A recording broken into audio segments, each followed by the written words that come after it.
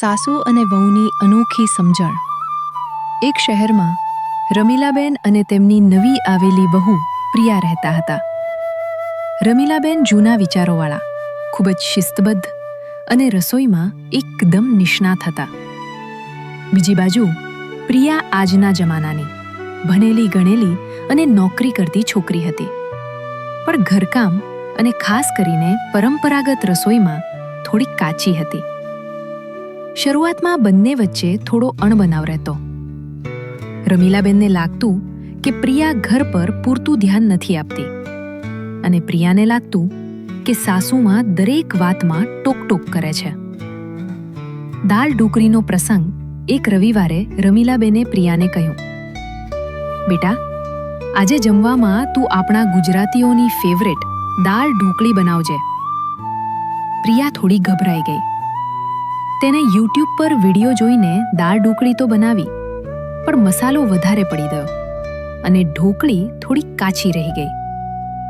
જ્યારે જમવાનો સમય થયો ત્યારે પ્રિયા ડરતી હતી કે આજે તો સાસુમાં ખૂબ ગુસ્સે થશે અને મેણા મારશે.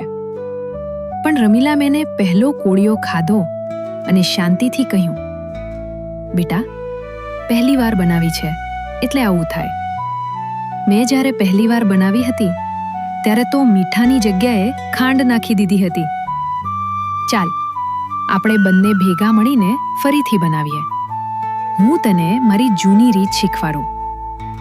પ્રિયાને આશ્ચર્ય થયું. તે દિવસે રમીલાબેને ગુસ્સો કરવાને બદલે પ્રેમથી પ્રિયાને રસોઈની નાની નાની વાતો શીખવાડી. સ્માર્ટફોનનું આગમન થોડા દિવસો પછી રમીલાબેનનો નવો સ્માર્ટફોન આવ્યો.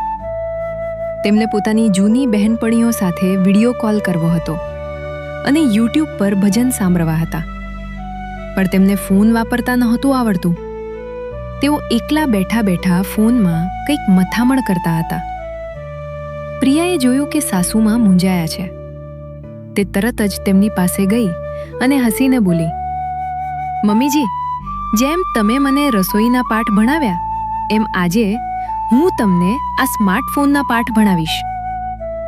પ્રિયાએ ખૂબ જ ધીરજથી તેમને વિડીયો કોલ કરતા, વોટ્સએપ પર મેસેજ કરતા અને યુટ્યુબ વાપરતા શીખવાડ્યું.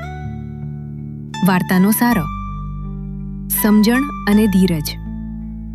સંબંધોમાં એકબીજાની ભૂલો કાઢવાને બદલે એકબીજાને શીખવાડવાથી સંબંધ મજબૂત બને છે. મા દીકરીનો સંબંધ.